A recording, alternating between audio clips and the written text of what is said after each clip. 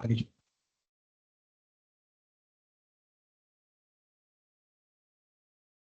बिस्मिल्लाहिर्रहमानिर्रहीम। क़ुल अऊज़ु बिरब्बिन्नास मलिकिन्नास इलाहिन्नास मिन शर्रिल वस्वासिल खन्नास अल्लज़ी युवस्विसु फ़ी सुदूरिन्नास मिनल जिन्नति वन्नास। Thank you madam. It's over to now Aamir भाई। आमिर भाई प्लीज।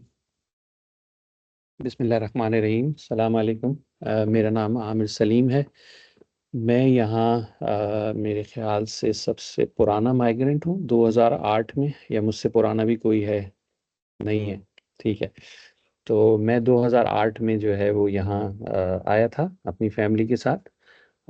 मैं प्रोफेशन मेरा जो है चार्टर्ड अकाउंटेंट है पाकिस्तान से, and I was the first chartered accountant जो पाकिस्तानी चार्टर्ड अकाउंटेंट जो माइग्रेट करके ऑस्ट्रेलिया आया था। मुझसे पहले जो लोग आए थे वो ACCA या सीमा भी क्वालिफाइड थे इंटरनेशनल। अभी मेरा जो मैंने यहाँ पे जॉब्स भी की हैं, मोस्टली बिज़नेस में इन्वॉल्व रहा हूँ। अभी करंटली जो मेरा बिज़नेस है वो टेक्स स्टोर के नाम से है। ये फ्रेंचाइज है चार्टर्ड अकाउंटेंट फर्म की, और हम इसको जो है वो मोसन लेक्स में चला रहे हैं। मोसन लेक्स में हमारा ऑफिस है। रिसेंटली हमने एक और ऑफिस स्टार्ट किया है पोर्ट पीरी में, जो रीजनल एरिया है। यहाँ से कोई 2 सवा 2 घंटे 2.5 घंटे की ड्राइव पे है। पासा से मेरा ताल्लुक, जैसे फरहान ने बताया कि मैं काफ़ी वॉलंटियर किया है, और एज ए इनकी जो एग्जेक्टिव कमेटी है उसमें भी काम किया है। और I strongly recommend for new migrants कि वो लोग जो है अपना वॉलंटियर करें, चाहे पासा में करें चाहे और ऑर्गेनाइजेशंस में करें, क्योंकि आई एम श्योर जॉब आप लोग ढूंढ रहे होंगे या जॉब जो है वो अपग्रेड कर रहे होंगे। तो मोस्टली जॉब्स यहाँ पे जो हैं वो रेफरेंसेस की बेसिस पे मिलती हैं, और मुझे इसमें कोई आप लोग सब उर्दू समझ सकते हैं ना? तो ये बहुत ज़्यादा ज़रूरी है कि आप लोग नेटवर्किंग करें, लोगों से मिलें, और जितने ज़्यादा लोगों को आप जानेंगे उतनी ही आपके चांसेस होंगे जॉब लेने के लिए। मैं शुक्रिया दोबारा अदा करता हूँ पासा का कि उसने ये इवेंट ऑर्गेनाइज़ किया है, और ये बहुत ज़्यादा क्रूशल इवेंट है। मेरा ऑब्जेक्टिव सिर्फ इसमें ये है कि अगर आप में से नए माइग्रेंट्स को कोई हेल्प मिल जाए या कोई चीज़ पता चल जाए तो मेरा ऑब्जेक्टिव अचीव हो जाएगा। ये प्रेजेंटेशन जो मैंने डिज़ाइन की है वो एक उन लोगों के लिए की है जिनको ऑस्ट्रेलियन टैक्सेशन सिस्टम के बारे में नॉलेज नहीं है। और मैं 6 साल से जब ये प्रोफेशनल प्रैक्टिस कर रहा हूँ तो नए माइग्रेंट्स, स्टूडेंट्स, इनसे मेरा राब्ता रहता है, और वो काफ़ी अरसे के बाद ऐसे ऐसे सवाल करते हैं कि जो उनको right from the first year में पता होने चाहिए। क्योंकि ऑस्ट्रेलियन टैक्सेशन सिस्टम इज़, यहाँ की इकनॉमी डॉक्यूमेंटेड है। You can not get away from Australian tax. So everyone should know what is Australian system and how can we utilize the overall systems in your benefits, right? तो ये बहुत ज़रूरी है, ठीक है। तो बेसिक चीज़ें होंगी जो मैं कवर करूँगा आज, लेकिन कोई फॉर्मल एज सच नहीं है, मोस्टली इज़ अ कन्वर्जेशन। तो आपके जहन में जब भी कोई सवाल आए तो आप जो है मुझसे कर सकते हैं ड्यूरिंग द प्रेजेंटेशन, ठीक है। प्रेजेंटेशन से स्टार्ट करने से पहले मैं चाहूँगा कि आप लोग प्लीज़ अपना नाम बताएं। आप बताएं कि आप ऑस्ट्रेलिया कब आए हैं। आप ये बताएं कि आपका प्रोफेशन क्या है पास्ट के अंदर। तो please I can start from you. Yes.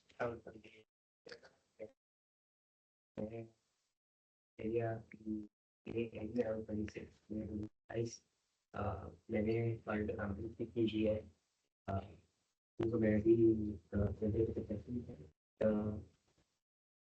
past 13-14 years में in that formally go to industry और मेरा डांस एक्सपीरियंस बैंकिंग में है।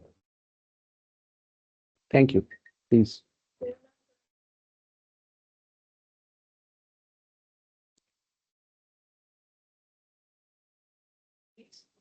Professionally, I'm a pharmacist. And I have consultant experience in Pakistan. यहाँ की जो ऑस्ट्रेलियन पॉलिसी काउंसिल है उससे भी मैंने एग्जाम पास कर दिया है, रजिस्टर नहीं है यहाँ पे। ये सब जो मेरा मवाद याद है, मैं बेसिकली जावा से पाकिस्तान पे मैकेनिकल इंजीनियर हूँ। आने से पहले मैं पावर प्लांट में जॉब कर रहा था, 13 साल का मेरा पावर प्लांट को एक्सपीरियंस है। Thank you. Thank you. My name is Naomi, and I'm 14 years old. I'm this year. Okay, also I have two brothers and one sister, one younger brother and one younger sister. And don't worry. And also I heard that, and don't worry, I'll pay taxes in the future though. If I don't pay taxes, I don't want to get arrested or something. In Australia now there are criminal offences as well for not paying your taxes. I know. Yeah. Thank you. Software engineer में और requirement Thank you.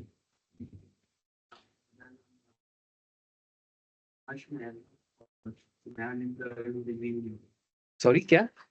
Unemployed है? और degree भी नहीं अच्छा अच्छा अच्छा। High school high school में सही है, good good.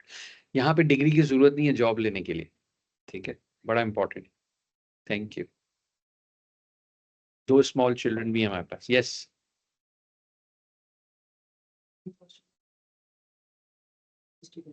Thank you.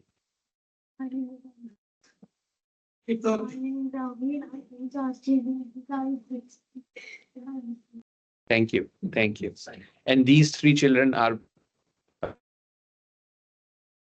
Farhan Abdullah. They volunteered us. Yes. Thanking them. Thank you. Cheers and Thank you. Yes.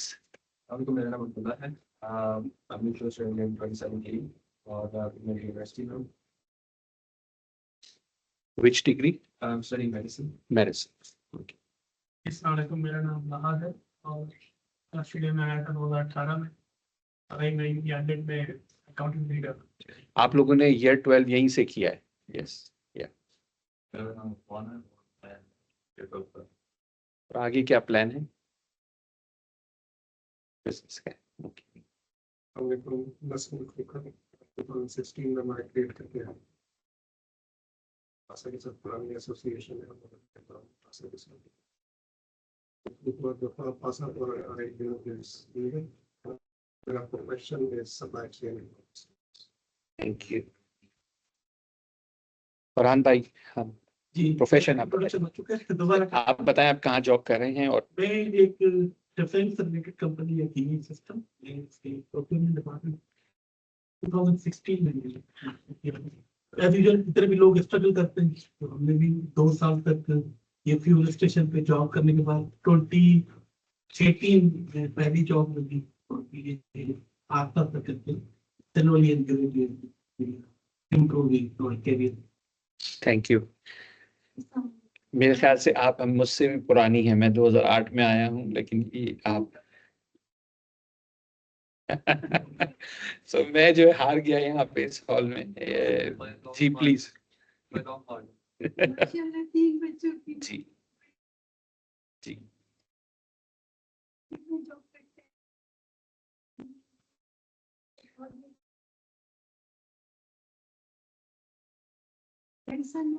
The husband was a doctor, specialized doctor is in rehabilitation centers. So the son-in-law also doing some specializes in और मेरा आज के आने का मकसद ये है कि ये जो आपने टैक्स का इंफॉर्मेशन सेक्शन खोला है इससे मेरा बहुत बड़ा जीरो है। अब आप इतनी पुरानी हैं और आई एम श्योर आपने हर साल के टैक्स रिटर्न सबमिट किए होंगे।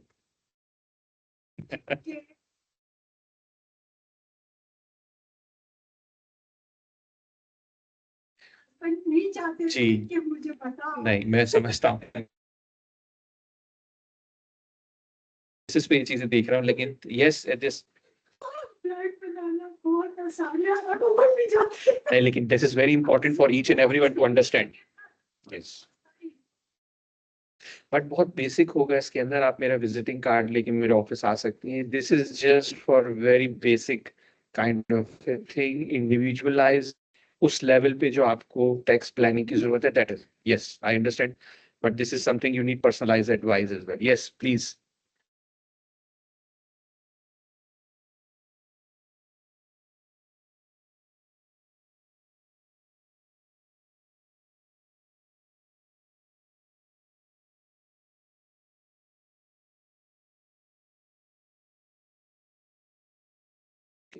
तो वो अभी आपके साथ नहीं आया, वो बाद में. ओके, ठीक है. Again, this is a bit complex thing, which can trigger a thing. So आपके हस्बैंड को बोलें कि मेरा कार्ड लेके मुझे फोन करें. We can discuss this thing as well. Thank you. जी जी जी. I will cover this aspect as well कि ऑस्ट्रेलिया में टैक्सेशन जो है वो ग्लोबल लेवल पे कैसे होती है और क्या होती है. So I will cover this aspect. Yes.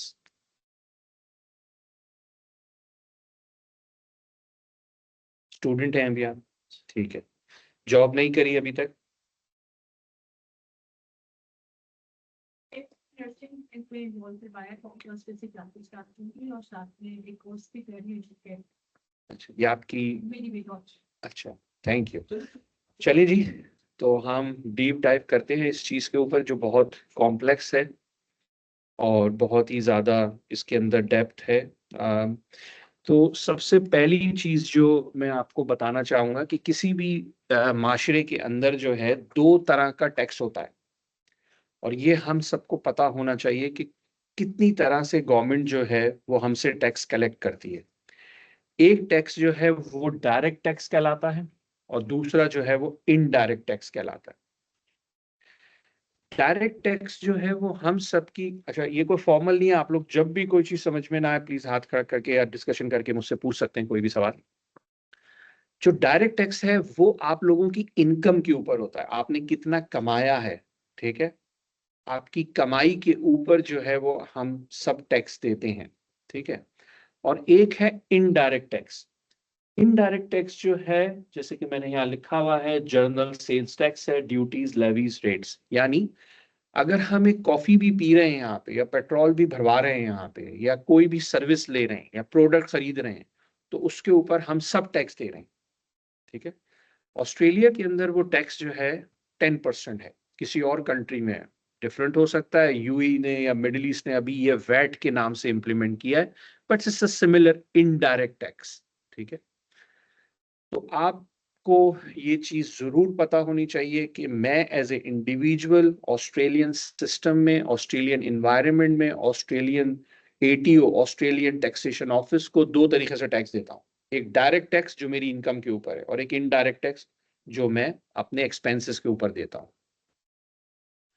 हमारा इस वक्त फोकस इंडिविजुअल्स के ऊपर है, यानी आप सब जब सैलरी के ऊपर काम कर रहे होंगे. ठीक है. लेकिन मैं उसमें ये भी कवर करूंगा क्योंकि यहाँ पे बहुत सारे एम्प्लॉयर्स जो है आपको एज ए कॉन्ट्रैक्टर भी पेमेंट दे सकते हैं अंडर योर एबीएन. ये दो चीजें आपको याद रखनी है. एटीओ जो है आपको टैक्स सेम तरीके से करेगा. ठीक है. लेकिन आपको जो पेमेंट मिल सकती है अपने एम्प्लॉयर से वो TFN के ऊपर भी मिल सकती है, which is a tax file number. और कुछ एम्प्लॉयर आपको जो है वो एज ए कॉन्ट्रैक्टर पे भी पेमेंट दे सकते हैं. उसके लिए आपको ABN चाहिए, which is an Australian business number. ठीक है. अच्छा जी. बहुत इंपॉर्टेंट चीज ये है कि एटीओ की जो वेबसाइट है, ठीक है, it's jungle, it's huge huge thing. But आप सब लोग अगर कुछ अपने सेल्फ टाइम के अंदर इस चीज को समझना चाहते हैं तो आप एटीओ की वेबसाइट पे जाएं. यहाँ पे बहुत सारी गाइडलाइंस पड़ी हुई हैं. हर केस के ऊपर जो है इन्होंने एग्जाम्पल्स दी हुई हैं, और आपकी प्रॉब्लम की आपको सोल्यूशन यहाँ पे मिल जाएगा. ठीक है. But it is very complex, too much details in it. अच्छा, एक और चीज ये कि हम कब टैक्स देंगे ऑस्ट्रेलिया में. मैं अगर फॉर एग्जांपल अप्रैल में माइग्रेट करके आया हूं, बहुत सारे लोग यहाँ अप्रैल में माइग्रेट करके आए हैं, तो क्या मैं जो है वो जून, अच्छा एक और इम्पोर्टेंट चीज कि आपका जो फाइनेंशियल ईयर है वो जुलाई टू जून है. ठीक है। हमारा जो टैक्सेशन सिस्टम वर्क करता है उसका साल शुरू होता है 1 जुलाई से और खत्म होता है 30 जून पे। तो हम सब जो टैक्स देते हैं वो साल के साल देते हैं। जब भी हम आपसे बोलेंगे आपका कौन सा साल का टैक्स है, तो टैक्स जो है वो होगा 24-25। इसका मतलब 1 जुलाई 24 से लेके 30 जून 25 तक का हमको टैक्स देना है। अच्छा, अगर आप अप्रैल के अंदर आए हैं और आके आपने जो है यहाँ पे काम स्टार्ट कर दिया है, TFN आपने बना लिया है, अपना TFN मतलब टैक्स फाइल नंबर आपने बना लिया है, तो आपका सिस्टम के अंदर आ गया और आपको जो है अपना टैक्स फाइल करना है, टैक्स रिटर्न फाइल करना है। अच्छा, टैक्स रिटर्न से बहुत सारे लोग कंफ्यूज हो जाते हैं कि टैक्स रिटर्न का मतलब है कि टैक्स का पैसा मेरे पास वापस आ रहा है मेरे बैंक अकाउंट में, ठीक है। So tax return means it's a document which you submit to the government, ठीक है। और जो आपके बैंक में पैसा आता है वो होता है रिफंड, यानी ATO आपको रिफंड देता है। उन्होंने आपका ज्यादा टैक्स काटा हुआ होता है और काटने के बाद जब आप टैक्स रिटर्न फाइल करते हैं यानी टैक्स पेपर फाइल करते हैं, अगर आपका एक्स्ट्रा टैक्स उसने काटा हुआ है तो वो आपको रिफंड दे देता है। 95% केसेस के अंदर आपके पास रिफंड आता है, क्योंकि ऑस्ट्रेलियन सिस्टम आपका टैक्स पहले से काट लेता है through your employer under TFN, not under ABN। Under the ABN और अंडर द कॉन्ट्रैक्टर आपको अपना टैक्स साल के बाद देना पड़ेगा। अच्छा, अब जो हम कह रहे हैं tax resident simple rules 183 days, अगर आप 183 डेज के लिए यहाँ पे हैं, आप रेजिडेंट हैं, तो आप ऑस्ट्रेलियन रेजिडेंट हैं for tax purposes. Don't confuse the permanent residency with Australian tax resident. They are two different things. Yes. Days के लिए तो 183 डेज से 183 डेज आप साल के अंदर 365 में से 183 डेज अगर आप यहाँ पे हैं तो आप ऑस्ट्रेलियन रेजिडेंट हैं फॉर टैक्स पर्पसेस। जी नहीं, काउंट नहीं हो, यानी आप कितने दिन यहाँ रह रहे हैं उस साल के अंदर। अगर आप 6 महीने रह गए तो ठीक है, अगर आप 3 महीने के लिए रहे फिर वापस चले गए, नहीं आए, तो आप रेजिडेंट नहीं है Australian.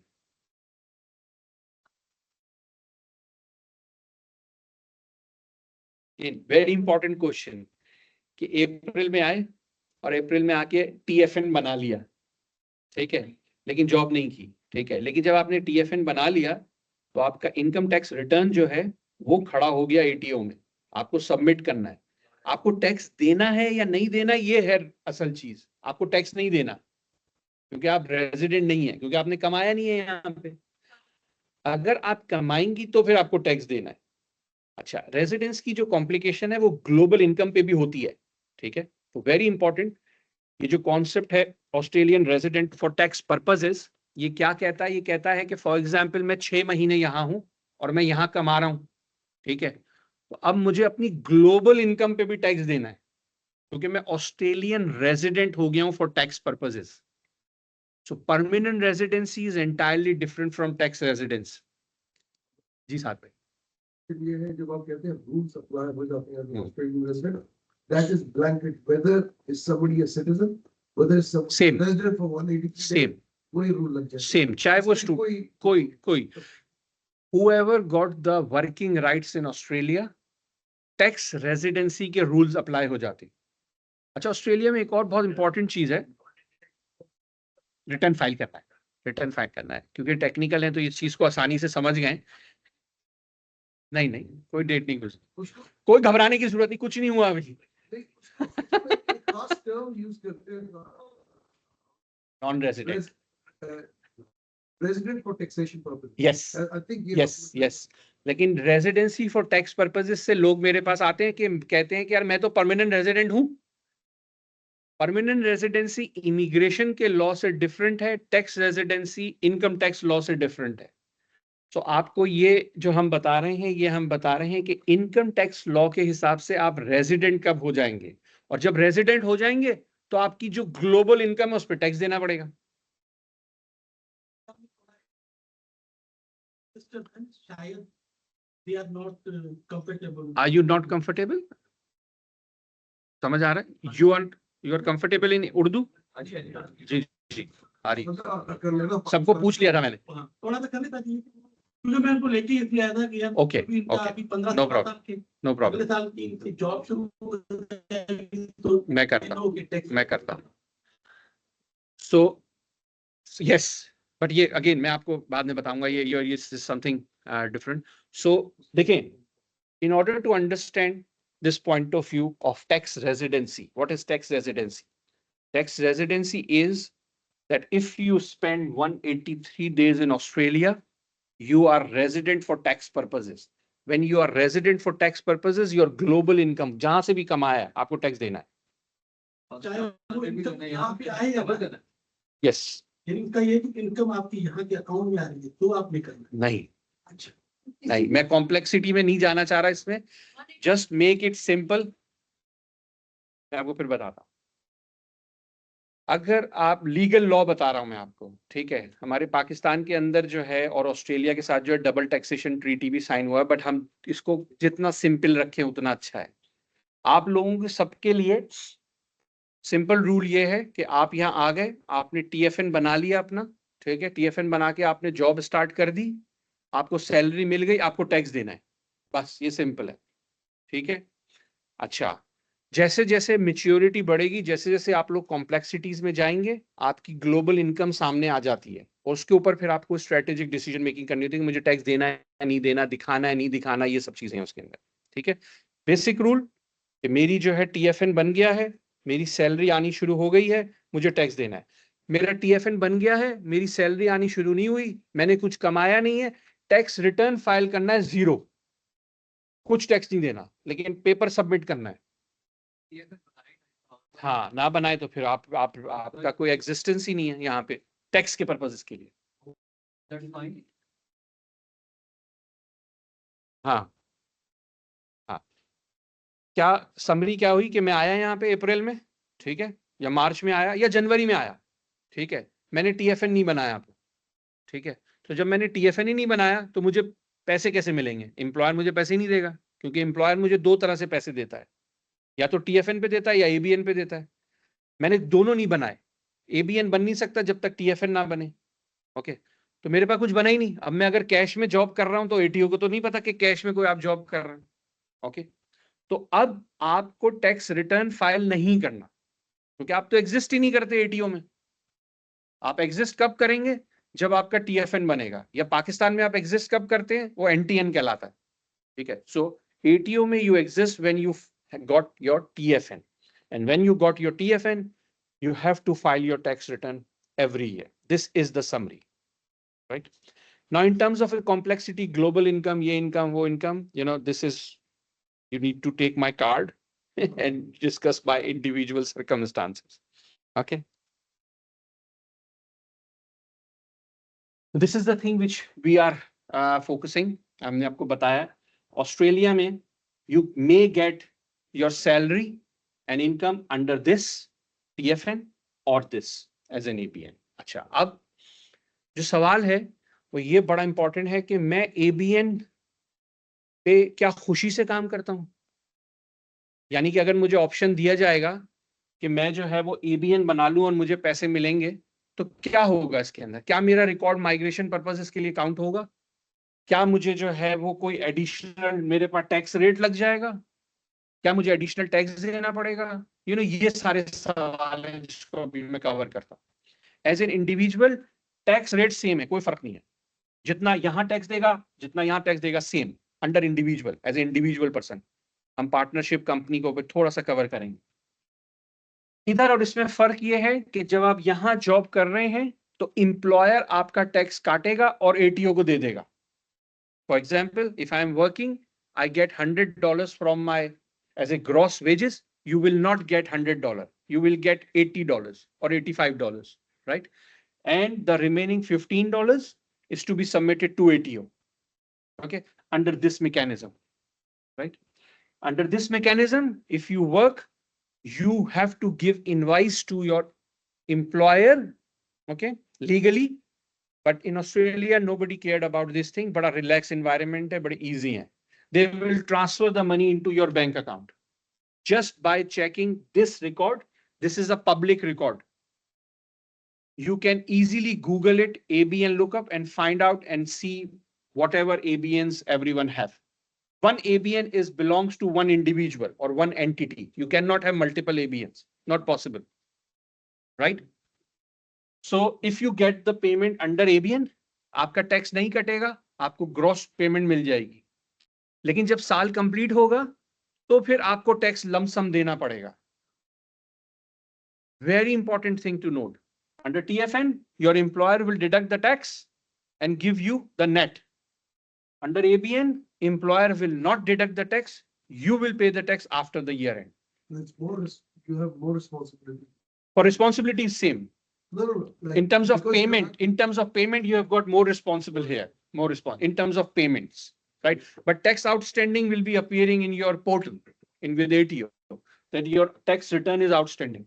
So until unless the tax return has been submitted, ATO does not know that what is your gross income under both of the circumstances. मैं भी cover करता हूँ इस point, slabs को हैं इसमें. Any important points? अगर इसके ऊपर कोई सवाल है, especially young people, you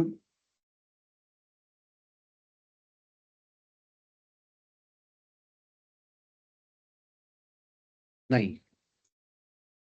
देखिए, सवाल बड़ा इंपॉर्टेंट है कि अगर मैं एबीएन पे मैं काम कर रहा हूं या कर रही हूं और मुझे एम्प्लॉयर ने मेरे बैंक अकाउंट में पैसे ट्रांसफर किए हैं तो मैं क्या करूं उस चीज का? क्या मैं सीधे संभाल के फिरूं? क्या मुझे जो है इनवाइस उसको देनी है? क्या होगा इस चीज का? मतलब कैसे पता चलेगा कि मेरा क्या कितनी इनकम है?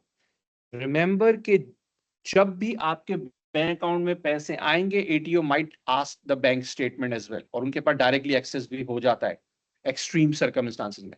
तो आप ऑनेस्टी पे चल रहा है सब सिस्टम, पूरा सिस्टम ऑनेस्टी पे है. यहाँ पे आप अपने एजेंट को, टैक्स एजेंट को या खुद से एटीओ को बताते हैं कि मेरी जो है इस साल में $80,000 की इनकम है जो मैंने एबीएन पे कमाई है. It's a self disclosure mechanism. In this mechanism, ATO will know directly that how much income you earn, because it has to be reported with every pay slip.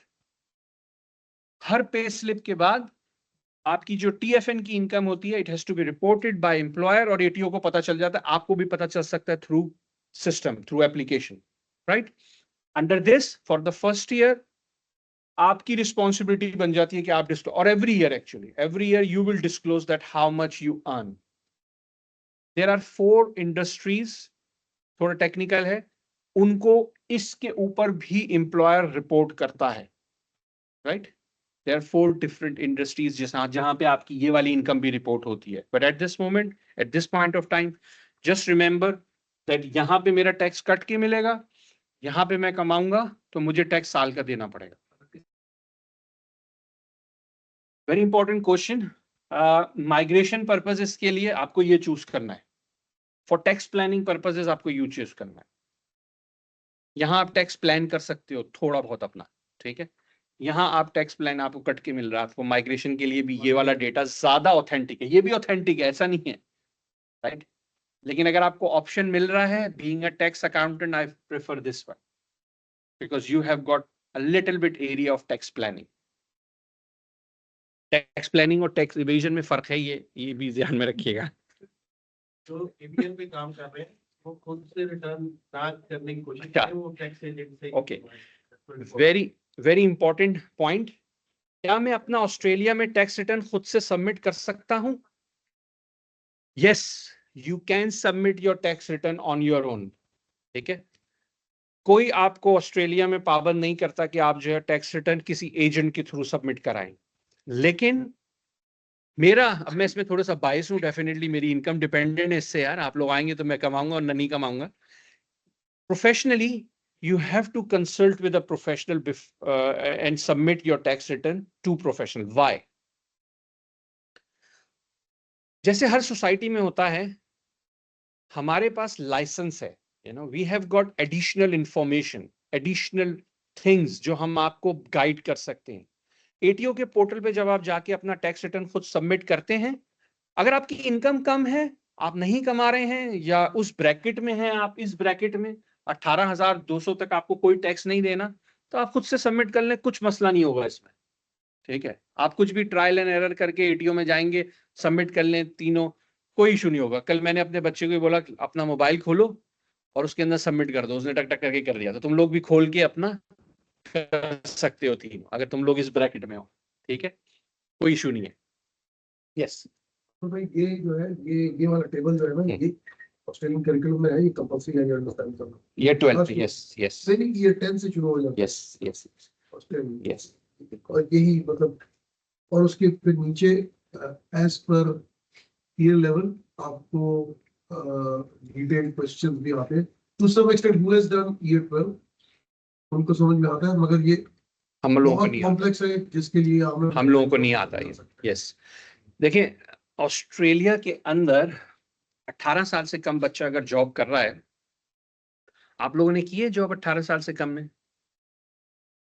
तो ये जो तीनों है, नहीं हमने की है, इनको सबसे ज्यादा टैक्स देना पड़ता है। ऑस्ट्रेलियन सिस्टम में 18 साल से कम बच्चा अगर काम कर रहा है तो उसको हायर स्लैब पे टैक्स देना है।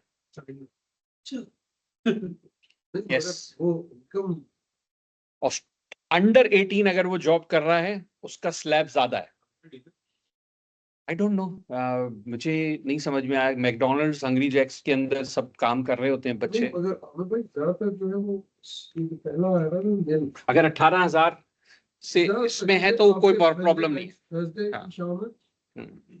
वो स्कूल पढ़ना वो मसला हो जाता है। थर्सडे की शाम में या फ्राइडे इवनिंग, सैटरडे। एक इसकी वजह ये है टेक्निकल अकाउंटिंग, क्योंकि आप भी अकाउंटेंट हो, आप भी इसको समझोगे कि आप लोग इस चीज को सिर्फ सुन लें, कोई इस पे ध्यान ना दें इतना ज्यादा।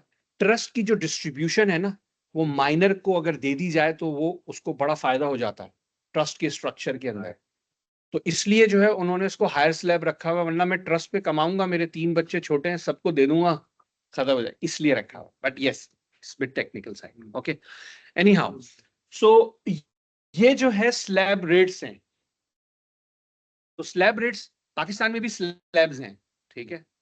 अब ये एबीएन पे भी वही स्लैब्स हैं, यानी पर्सनल इंडिविजुअल अगर मैं एबीएन पे कमा रहा हूं तब भी मुझे ऐसे टैक्स देना है, और अगर मैं टीएफएन पे कमा रहा हूं तब भी मुझे ऐसे ही टैक्स देना है। टीएफएन पे मेरा टैक्स कट के मिलेगा, एबीएन पे मुझे साल के बाद देना पड़ेगा, ठीक है। पहले 18,200 तक कोई टैक्स नहीं है, ठीक है। उसके बाद 18,200 से 45,000 पे ये टैक्स है, 16% ऑफ ईच $1 अबव 18,200, यानी 18,000 से लेके यहां तक 16% है, और दैट्स इट। अब यहां आएंगे, इस ब्रैकेट के अंदर 13% है, और ये ऐड कर लें, ठीक है। ये इस तरह से वर्क करता है। एक थोड़ा टेक्निकल है, but this is taxable income, taxable income, yes, not gross. Not gross, after expenses है ये basically taxable income. Taxable income and gross income can be different. आपने $70,000 कमाए साल में, लेकिन कुछ एलिजिबल एक्सपेंसेस हैं जिसको आप माइनस कर सकते हैं, डिडक्ट कर सकते हैं, उसके बाद आपकी टैक्सेबल इनकम निकलती है, and then after taxable income ये रेट्स अप्लाई होते हैं, ठीक है।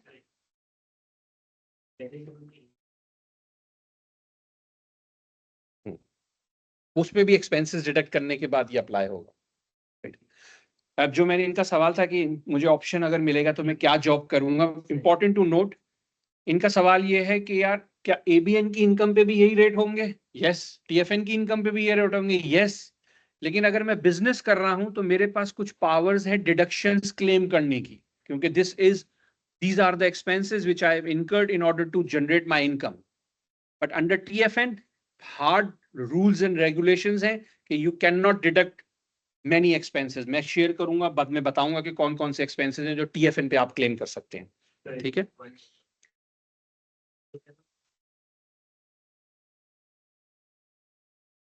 As in ABN स्ट्रक्चर में, स्ट्रक्चर बाद में बताता हूं, ठीक है। तो क्या है समरी, ये टैक्स रेट्स हैं, एबीएन के लिए भी सेम है, टीएफएन के लिए भी सेम है, राइट।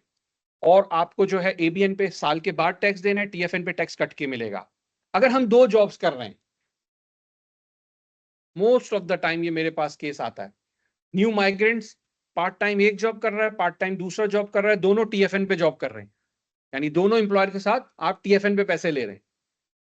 एक फॉर्म है जो हम सबमिट करते हैं जब हम जॉब स्टार्ट करते हैं, most important thing to note, वो कहलाता है टैक्स फाइल डिक्लेरेशन। ठीक है, उसके अंदर एक सेक्शन होता है whether you want to claim tax free threshold from this employer. So उस पे आपको पहले एम्प्लॉयर के साथ यस करना है, दूसरे एम्प्लॉयर के साथ नो करना है। अदरवाइज क्या होगा कि आपने 18,000 एक एम्प्लॉयर से कमाया, उसने कोई टैक्स नहीं काटा। दूसरे एम्प्लॉयर के साथ आपने $18,000 टैक्स इनकम कमाई, उसने भी टैक्स नहीं काटा। अब आप हमारे पास आएंगे टैक्स रिटर्न सबमिट करने के लिए, मैं आपसे कहूंगा कि आपका इतना टैक्स बना है। आप फोन करेंगे अपने दोस्तों को, यार मेरी थी 36,000 की इनकम है, मेरे पास तो रिफंड आ गया, और मेरी 36,000 की इनकम, मेरे पास तो रिफंड नहीं आया। बिकॉज मल्टीपल एम्प्लॉयर पे आपको, सेकंड एम्प्लॉयर पे आपको टैक्स फ्री थ्रेशोल्ड क्लेम नहीं करना। ये क्या कॉन्सेप्ट है? ये कॉन्सेप्ट ये है कि मैं एज ए एम्प्लॉयर जब आपको सैलरी दे रहा हूं, ठीक है, तो मैंने आपका फॉर्म देखा, उस फॉर्म के अंदर लिखा हुआ था कि मुझे टैक्स फ्री थ्रेशोल्ड क्लेम करना है। मैंने अपने सिस्टम पे, अकाउंटिंग सिस्टम को ये बताया, ये क्लेम कर रहे हैं टैक्स फ्री थ्रेशोल्ड, तो सिस्टम ऑटोमेटिकली कैलकुलेट करता है कि आपकी साल की क्या इनकम होगी, और उसके हिसाब से टैक्स डिडक्ट करके आपको नेट वेजेस, नेट सैलरी मिलती है। लेकिन अगर दोनों जगह पे आपने क्लेम कर लिया तो एम्प्लॉयर को तो नहीं पता, तो एम्प्लॉयर आपका टैक्स काट ही नहीं रहा या कम काट रहा है आपका टैक्स। अब फॉर एग्जाम्पल मेरे पास कल एक केस आया है, पाकिस्तानी है, 5-6 साल हो गई हैं उनको, उनकी इनकम इस ब्रैकेट में है, 4 एम्प्लॉयर हैं जिसके साथ वो जॉब कर रही हैं, ठीक है, और उन्होंने अपने 3 एम्प्लॉयर्स के साथ जो है टैक्स फ्री थ्रेशोल्ड क्लेम नहीं किया। अब आप इमेजिन करें कि उसकी इस ब्रैकेट के ऊपर उसको कितना टैक्स देने को पड़ेगा। Please remember with second employment, always say that I do not want to claim tax-free threshold. First नहीं, second के बाद जिस तरह आपने एग्जाम पहले के अलावा बाकी के साथ नहीं करना, tax-free threshold claim नहीं करना। Yes, सर उसकी कोई रेमेडी है, लाइक कोई इस दफा उसको देना ही देना है? देना पड़ेगा, टैक्स देना पड़ेगा उसको। अगली दफा वो they can rectify. Yes, they can tell their employer that please, I do not want to claim tax-free threshold, and then that employer will deduct the tax. But आप इमेजिन करें, हम सब कैश फ्लो टाइट रहते हैं, जितनी भी हमारी income हो ऑस्ट्रेलिया में, हम अपग्रेड कर लेते हैं अपने आप को, you know, will by car, will by investment properties, this and that. So tax देना सबको बुरा लगता है। सो इन 30th, आफ्टर 30th जून आपकी लायबिलिटी बहुत बढ़ जाती है, right? Any question in this? Yes. To be equitable system, very important point to be note, every taxation system wants equitable to all those people. So higher you earn, ATO wants, or your Australian governments want higher tax. The lower you earn, ATO says that yes, relax, chill. Now business structures. जैसे कि मैंने आपको बताया था कि आपके पास 2 option होते हैं कमाने के, एक TFN और दूसरा ABN। जब आप ABN पे कमा रहे हैं तो ABN का मतलब है Australian business number. Yes, I think this came yes, yes. So under the business structures या under the ABN, now you have to decide that what business structure is good for me. This is only for those people जो आगे जाके या अभी सोच रहे हैं कि मुझे बिजनेस स्टार्ट करना है, ठीक है, तो उसके लिए आपको ये स्ट्रक्चर्स जो है वो देखने पड़ेंगे। सोल ट्रेडर मींस मैंने आपको कवर किया है, personal ABN, right? Partnership, 2-3 people can combine and start the business. The tax implications is different in all these 4, right? In companies, company is a separate legal entity, right? And the tax rate of the company is 25% flat for small businesses, for small companies, right? So for example, आप एक pizza shop start करना चाहते, ठीक है, या burger shop start करना चाहते, आपको ये डिसाइड करना पड़ेगा कि यार मैं ABN जो लूं वो किस बेसिस पे लूं। मैं सोल ट्रेडर पे बर्गर शॉप स्टार्ट करूं, पार्टनरशिप पे करूं, मियां बीवी या दो फैमिलीज या दोस्त, या कंपनी बना के करूं, या ट्रस्ट बना के करूं। ट्रस्ट बेनिफिशियल है आपके लिए। क्या टाइम है? बहुत टाइम। तो आपके लिए ट्रस्ट की डिस्ट्रीब्यूशन पे बहुत ज्यादा आपको बेनिफिट मिल जाता है टैक्सेशन के एंगल से।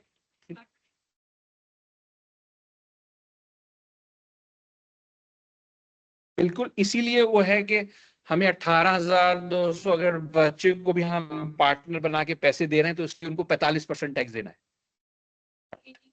18 से अबव हो तो यस, फायदा है, फायदा है, फायदा है, कोई टैक्स नहीं होगा। लेकिन ये बहुत बेसिक आंसर किया है मैंने आपको, it's very very complicated sometime, right?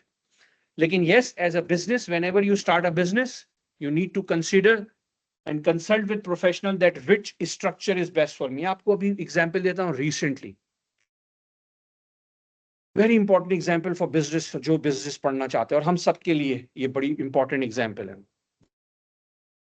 यहां पे एक 40 साल पुराना, 30 साल पुराना कॉलेज है, बहुत ही वेल रिकग्नाइज्ड कॉलेज है एडिलेड के अंदर, वो बिक रहा है, ठीक है? Come on. वो बाद में आपको पर्सनली आप आए, मैं आपको बताऊंगा। और उसको हमारे कुछ माइग्रेंट्स, देसी माइग्रेंट्स ले रहे, ग्रुप ऑफ माइग्रेंट्स। उसने बिजनेस स्टार्ट किया था 40 साल पहले, हस्बैंड वाइफ बच्चों के साथ, इस स्ट्रक्चर पे, ठीक है? लेकिन उसने इस स्ट्रक्चर पे अपनी प्रॉपर्टीज भी बनाई है, यानी जहां वो कैंपस है, जो कॉलेज है, वो उसकी ओन की प्रॉपर्टीज है, और एक नहीं मल्टीपल प्रॉपर्टीज है under this same trust, right? अब वो बेच रहा है। ट्रस्ट बिक सकता है, लेकिन कॉम्प्लिकेशंस है। ट्रस्ट में आपके बच्चे भी ओनर हो जाते हैं, और वो 40 साल पहले स्टार्ट किया था, उसके बच्चे बड़े हो गए, सब हो गए, तो they are also owner of this trust. तो they are not selling the property, they are only selling the licence और अ कॉलेज, राइट? अब उन लोग क्या कर रहे हैं, वो अपने डिजिटल एसेट्स और अपने लाइसेंस पहले ट्रस्ट से कंपनी में ट्रांसफर कर रहे हैं और फिर बेच रहे हैं शेयर्स, राइट? लेकिन जब वो उन्होंने ट्रस्ट से, अब मैं इसमें ड्यू डिलिजेंस में इन्वॉल्व नहीं था, अभी जो नए ओनर है उन्होंने मुझे अप्रोच किया, उन्होंने कहा आप हमारी अकाउंटिंग करेंगे। उसका 4 मिलियन का टर्नओवर भी रहा है आज से कुछ साल पहले। So imagine the quantum of and the complexities of that college. तो मैं इन्वॉल्व हुआ, मैंने कहा यार अब आप ये खरीद रहे हैं, वो आपको ये तो बेच नहीं रहे, क्योंकि इसमें तो उनकी फैमिली इन्वॉल्व है। वो क्या कर रहे हैं, अपना लाइसेंस इधर से इधर ट्रांसफर कर रहे हैं और फिर ये बेच रहे हैं। इसका एबीएन अलग है, इसका एबीएन अलग है। तो इसमें अब जो टर्नओवर होगा या सेल होगी, वो तो जीरो हो गई, तो आपकी सारी हिस्ट्री जीरो हो गई। यानी अब कोई 4 मिलियन का टर्नओवर नहीं है, क्योंकि इसका एबीएन अलग है, इसका एबीएन अलग है, Australian business number. And it can be huge implications, huge implications. So please remember to consult whenever you want to start a business. अब वो निगोशिएशन कर रहे हैं पैसे कम कराने, क्योंकि एबीएन इसमें तो उनको $0 मतलब कोई इनकम है ही नहीं।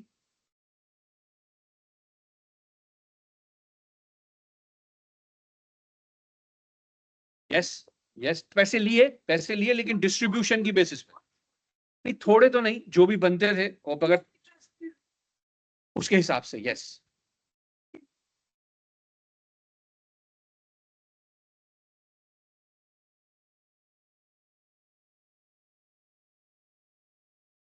इस साल पहले आपने 50,000 का कोई घर खरीदा, तो आज वो 1 मिलियन का, और आप 1 मिलियन का घर बेच रहे हैं, तो आपको 950 के ऊपर कैपिटल गेन देना है कि नहीं? देना है, हाँ। बिल्कुल देना है। तो अब उन्होंने तो वो उसमें डाल के सिर्फ स्टैंपिंग की दे के उस चीज को जीरो कर दिया, इनकम को। तो इनकम तो जीरो हो गई, मगर क्या कैपिटल गेन जाएगा इसमें? मैं आपको बताता हूँ, ये बहुत टेक्निकल नेचर का सवाल है, तो मैं कवर करता हूँ इस चीज को। कि एक आदमी ने बिजनेस स्टार्ट किया, उसने अपना लाइसेंस लिया गवर्नमेंट से, लाइसेंस लेके उसने अपनी प्रॉपर्टी पोर्टफोलियो बनानी शुरू कर दी। ट्रस्ट का फायदा क्या है कि ट्रस्ट की इनकम, अगर आप लोगों को समझने के लिए जरूरी है कि अगर $1 लाख आपने यहाँ कमाए आफ्टर एक्सपेंसेस, और $1 लाख आपने यहाँ भी कमाए आफ्टर एक्सपेंसेस, यहाँ आप डिस्ट्रीब्यूट कर देते हैं अपने बच्चों को 18 साल से बड़े, और अपने राइट कंपनी में आप डिस्ट्रीब्यूट नहीं कर सकते, यू हैव टू पे 25% टैक्स। तो प्रॉब्लम ये है कि हमने ट्रस्ट में बिजनेस स्टार्ट किया, हमने प्रॉपर्टी पोर्टफोलियो भी बनाया डिस्ट्रीब्यूशन पर्पजेस के लिए, टैक्स प्लानिंग पर्पजेस के लिए, लेकिन हमने जो लाइसेंस है वो गलत डिसीजन ट्रस्ट में होल्ड कर लिया। हमें लाइसेंस यहां होल्ड करना चाहिए था, क्योंकि हमने अपनी एग्जिट स्ट्रेटेजी पे कभी सोचा ही नहीं। हमने बिजनेस स्टार्ट कर लिया, हमने सोचा है बिजनेस चलता रहेगा, कभी भी ऐसा नहीं होता। Eventually one day you have to sell this business और the property as well. Yes, so तो इसलिए आपने जो है वो लाइसेंस कंपनी में होल्ड करना चाहिए था। अब सवाल है कैपिटल गेन का। ऑस्ट्रेलियन गवर्नमेंट आपको एग्जेम्पशन देती है कैपिटल गेन की, कि आपका कैपिटल गेन क्या है। मैंने 1 लाख का एक चीज खरीदी और मैं उसको 10 साल में 2 लाख का बेच रहा हूं, तो मुझे 1 लाख का फायदा हो गया, तो उस 1 लाख पे 50% एग्जेम्प्ट हो जाता है और % पे टैक्स देना पड़ता है। कैपिटल गेन टैक्स इधर नहीं मिलता, ये क्वेश्चन है। अगर मेरी कंपनी है तो मैं कैपिटल गेन एग्जेम्पशन नहीं ले सकता, मुझे पूरे 1 लाख पे टैक्स देना है, और कैपिटल गेन एग्जेम्पशन में यहां ले सकता हूं। तो अकाउंटेंट ये सजेस्ट करते हैं कि जब भी आप कोई प्रॉपर्टी लें या कोई एसेट लें तो वो यहां लें, क्योंकि आपको कैपिटल गेन एग्जेम्पशन मिल जाएगा। लेकिन हमारा सवाल यहाँ पे कैपिटल का नहीं है, हमारा सवाल है लाइसेंस का। So you should hold licence here, assets here. You are selling the licence, not the assets. That is the yes, yeah. So, और इसमें कोई क्वेश्चन है? Yes. ये मेरे ख्याल से आप थोड़ा सा मेरे पास आएंगे एज ए अकाउंटेंट तब बताऊंगा, इसके अलावा भी कुछ चीजें बताऊंगा। Anyhow, so these are the deductions, and I will speak in English in this. This is very, very important for young people to understand that these are the deductions which you can claim under TFN, under tax file number. These are the normal deductions which you can claim. The first is car and travel expense. You are working for an employer, one employer, and you are taking your own car from your house, from your home to your workplace. You are not allowed to claim the kilometers from your house, from your home to your workplace. No. The only car expenses you can claim if you work for multiple employer.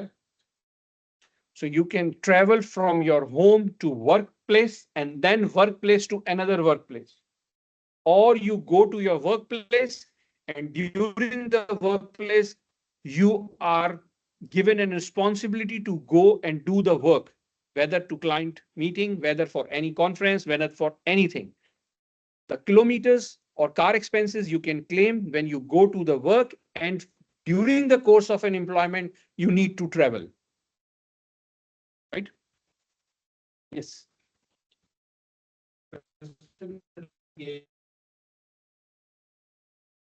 File है वो sites पे जाते हैं, लेकिन उनकी जो Google है वो कंपनी पे करती है, रीइंबर्स हो रहा है। वो इसमें जो No. When you reimburse for anything, you will not allowed to claim, whether it was meal, clothing, anything, Uber, car, anything. If it is being reimbursed, then you are not allowed to claim. Sometimes they give you allowance and they report to ATO. Any allowance. In that case, you can claim the expenses or deductions because you are getting an allowance from an employer in order to do work, this whatever job. If that allowance is being given to you, then you are allowed to claim the expenses. Next thing, any training course or certificate expenses required relating to our profession, like first aid, police clearance, any other training. Here it is important point that if I have got overseas experience of, for example, pharmacist, and I'm start working as temporary for a pharmacist, right? And they are giving me my salary under TFN. And then you go and complete the course of whatever the registration requirement or equivalency, you will get it. You claim those expenses, right? But if you haven't started the working and you have spent the money for your course, you can't claim it. Okay. So the concept is during the course of my existing employment, if I want to upskill myself, which is related to my employment, then you will be able to claim those expenses.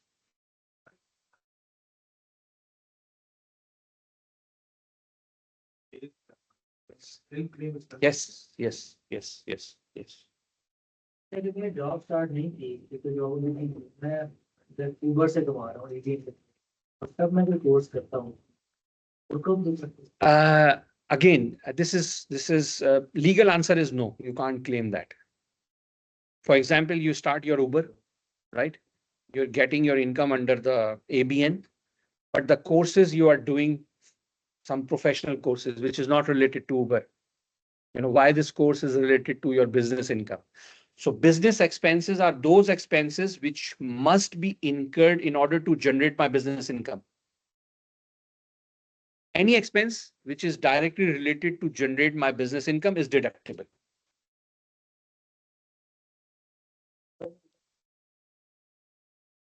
Now, this is for individual, not for ABN. ABN, you are getting your income under ABN, not TFN.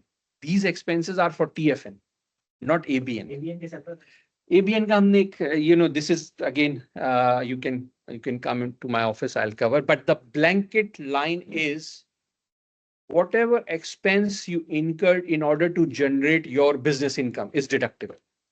If you can prove to ATO that this expense has been incurred in order to generate my ABN income or Uber income is deductible. You need to prove that. So clothing and uniform expenses. These clothing and uniform expenses, if it has been reimbursed, no deductions. If it has got logo in this uniform or clothing, then you are allowed to claim a laundry expenses for these uniforms, right? If you are paying it to buy these clothing, you are eligible to deduct these expenses, right? Because you are paying to buy these logo or branded uniforms, right? But mostly cases they are given free of cost. Okay, the question is whether I want to keep the receipts for my expenses. The legal answer is yes. However, we have fight with ATO that if it is paid through the banking system and in the banking system it is written that it is paid to this company, we may fight for that. But the legal answer is yes. ATO said that keep your receipts. How many? 7 years they can open the case for that. Laundry and maintenance, I have explained you. Protective items necessary for your profession. So every profession, this is funny thing that ladies can claim their handbags as well. Yeah, and handbags, that my son was telling me that there are the most expensive handbag of Birkins, which is in millions. Isn't it? Yes, unfortunately, yes. So handbag is considered as a tool necessary for my employment. I'm carrying the stuff which is necessary for me in order to do my employment. So any protective glasses, any protective footwears, any jackets, anything which is protect you, hand sanitizer, gloves, all those things. Self-education expenses, I have covered a little bit in training course and self-education. Self-education is different. It's an accredited course like Cert 3, Cert 4, diploma, bachelor's and master's. And these training courses are short courses like first aid and some one-day course, CPR or these things. Hex begin Hex is a loan given by the government. No, you can't claim it because sometimes laws is a law.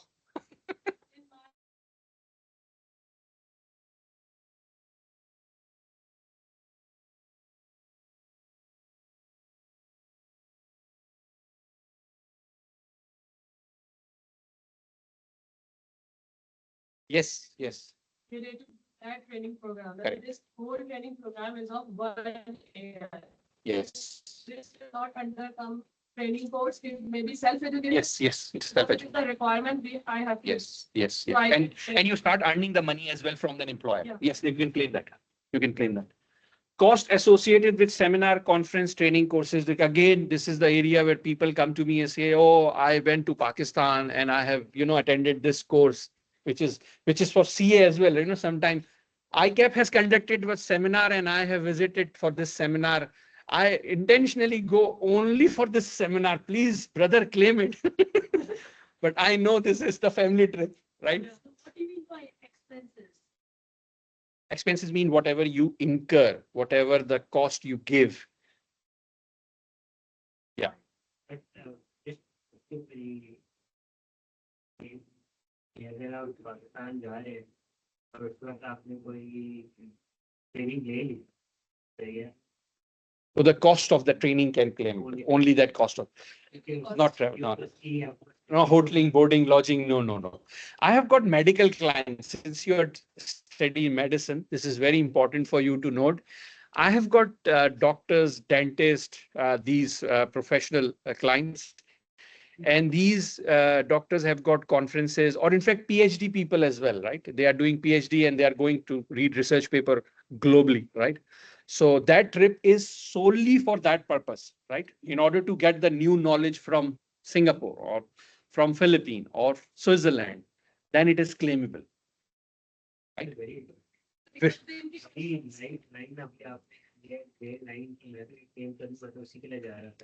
Again, I'm telling you, people come to me and say that, please believe me, this is just for this. अगर मतलब जैसे 2 दिन के लिए जाए, 3 दिन के लिए जाए, अपने महीना को लग जाए। Again, I see, these are some gray areas.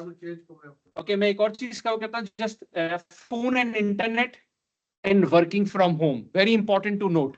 Now, from this year, Farhan bhai, either you claim working from home, hours based, right? Or you have to calculate the exact cost of your working from home, where you are sitting, cleaning or all those things. And then you have to compare which one is better for me. I've got one client who has dedicated room for his working from home. He works full time from working from home. So he has claimed, yes, he has claimed the partial rental expense for that as well, and which is a huge amount, Okay, rental is very high these days. Revenue? Yes. Every expense, if he's the owner of a house, he can in fact claim interest expense as well for that proportion of that house. But this is very, very dangerous. I would not recommend, but he's insisted. So I have put the case, but because this working from home come in COVID, right? Before that, nobody cared about work from home. So after that, the now legislation is keep improving day by day, every year, right? But at this moment, yes, this is the huge gray area at this moment, working from home.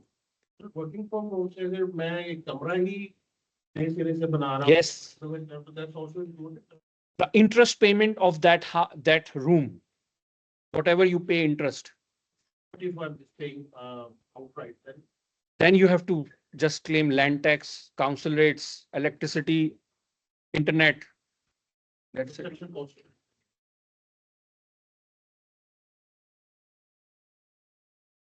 Yeah. और वो figures बहुत बड़े होते हैं। Okay. Accountant fee for last year. Last year accountant fee you will claim this year. Okay. This works like that. Okay. ये भी बता दें कि फर्क करें एक्सपेंस था $1,000 क्लेम में मिलता कितना है Whatever the rate is. So for example, very important question. Okay. If I'll spend $10,000, this is again the confusion with community. And somebody has told them that you can claim in the tax. ये समझते हैं कि सारा वापस Yes. तो ये सारा 10,000 वापस नहीं आएगा. ठीक है, वो खर्चा करवा देते हैं. कोई वापस कितना आएगा? जो आपका रेट होगा, जो भी आपने टैक्स परसेंटेज, यानी अगर $10,000 मैंने खर्चा किया है और मैं इस ब्रैकेट में हूं, तो मुझे 16% का सिर्फ फायदा है उस 10,000 में से, 1600 का फायदा है। तो ये बड़े शौक लगते हैं लोग, यार हमें तो बोला था क्लेम कर लेंगे, तो भाई गाड़ी जो है वो मैं डाल दूंगा, नहीं। इतना सोचते हो ना, इवन समझते हो ये हाँ। क्या चीज? टैक्स वापस जो आता है। ये काफी लोगों के साथ ये हुआ है, वो समझ रहे हैं कि यार बस हमने खर्चा कर दिया और अब सारे पैसे वापस आ गए, सारा कुछ वापस आ रहा है, लेकिन ऐसे नहीं। तो इसमें पता है क्या, मेडिकेयर लेवी भी होती है 2%, जिनके पास मेडिकेयर है वो भी आपके टैक्स के अंदर ही। मेडिकल लेवी हमने टच नहीं किया, मैं कर लेता हूँ मेडिकल लेवी कवर। भाई इसमें कोई और चीज रह गई है इसमें लिस्ट में? लिस्ट में कुछ चीजें हैं नसीम भाई जो मैंने बहुत जर्नल रखी।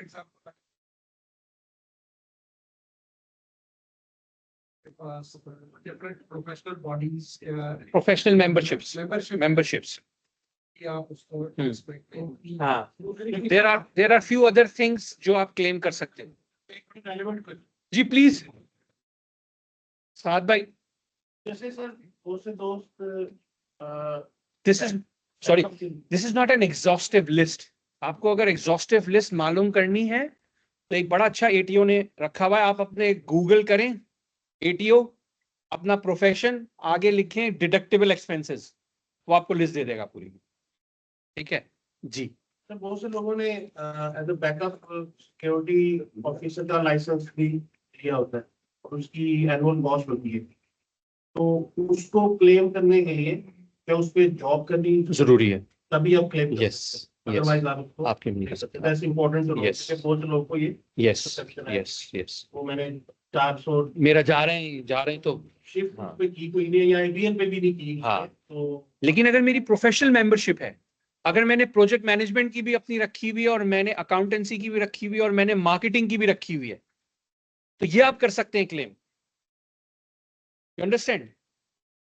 सो मेरी प्रोफेशनल मेंबरशिप चल रही हैं, 3 मेंबरशिप्स है मेरी, प्रोजेक्ट मैनेजमेंट की भी है, मार्केटिंग इंस्टीट्यूट से भी है और अकाउंटिंग से भी है, और मैं जॉब जो कर रहा हूं वो ऑपरेशंस में कर रहा हूं। तो क्या मैं क्लेम कर सकता हूं? यस, क्योंकि ये ऑपरेशंस डिपार्टमेंट या ऐसा डिपार्टमेंट मुझे हेल्प कर रहा है इन तीनों, इनडायरेक्टली और डायरेक्टली। लेकिन सिक्योरिटी का लाइसेंस जो है वो मुझे हेल्प नहीं कर रहा कि मैं सिक्योर वर्क प्लेस, अगर मैं वर्क प्लेस को सिक्योर कर रहा हूं तो इस पर भी फाइट की जा सकती है। क्लेमेबल है, इज डिडक्टेबल,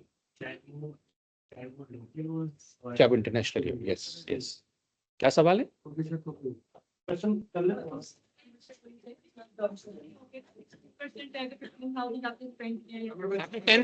देखिए बड़ा इंपॉर्टेंट है यार ये चीज, आप लोग प्लीज, अगर फॉर एग्जाम्पल आपका कोई ऐसा एक्सपेंस है जो डिडक्टेबल है, अभी ये अज्यूम कर लेते हैं कि हमारे एक एक्सपेंस है, खर्चा है $10,000 जो डिडक्टेबल है लीगली, ठीक है।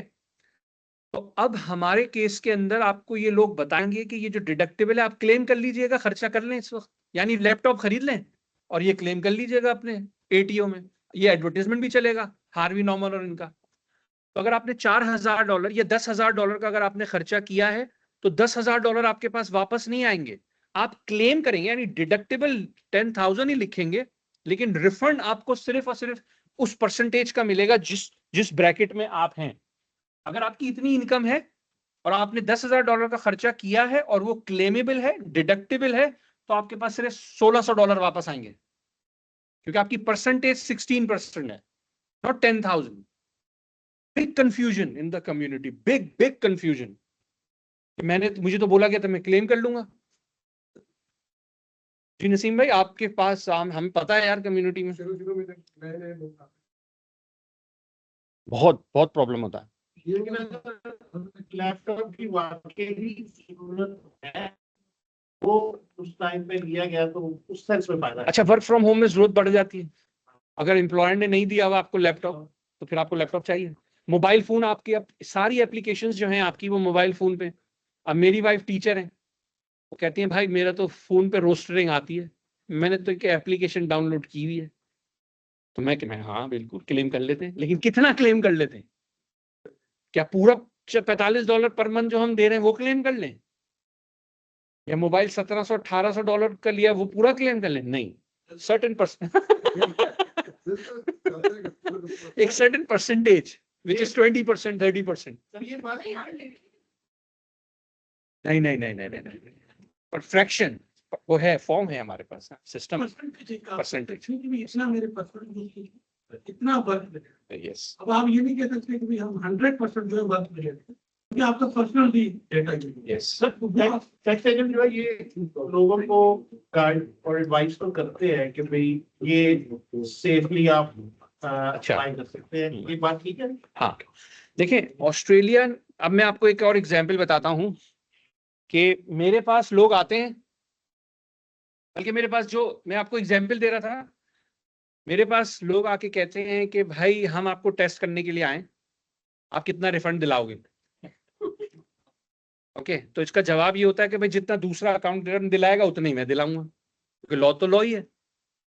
ओके, तो अब अकाउंटेंट्स कंपीट कैसे करते हैं आपस में एक दूसरे के लिए, ये भी आपको ट्रिक बता देता हूँ। ठीक है, रिफंड कैसे ज्यादा दिलाते हैं, जो ग्रे एरियाज होते हैं इसके अंदर। अब मोबाइल फोन है, $45 पर मंथ जा रहा है, लीगल परसेंटेज आपकी 15% है, 20% है, अकाउंटेंट ने कहा 30% डाल दो, कौन चेक करता है? ओके, तो आपका रिफंड बढ़ जाएगा, चेक हो जाए। ऑस्ट्रेलिया में पूरा सिस्टम ईमानदारी से चल रहा है, ये लोग ज्यादा मजहबी हैं इस तरह से। देखिए $45 का आपका मोबाइल फोन है, या किलोमीटर अज्यूम कर लेते हैं, चलें, आपकी कोर्स ऑफ एम्प्लॉयमेंट ऐसी है कि जब आप अपनी जॉब पे जाते हैं, you are allowed to go to multiple places for client meeting and for other purposes, right? तो आपने मुझे बताया कि यार मेरी लॉग बुक है, मैं पूरे साल में जो है वो 1000 किलोमीटर ट्रेवल किया है मैंने। ठीक है, इस 1000 किलोमीटर का एक सेंट्स पर किलोमीटर का कॉन्सेप्ट है कि हम वो क्लेम कर लेते हैं। अब अकाउंटेंट क्या करते हैं, 1000 इसने बताया, 1200 डाल दो, 200 किलोमीटर का रिफंड ज्यादा बन गया ना। अब कितने परसेंट चांस है कि वो इतना अनलकी हो कि उसका ऑडिट खुलेगा और उसके ऊपर हम तो साइन लेके एग्जेम्प्ट हो, हम तो बच जाते। We will take it so many signatures from you, we will fine.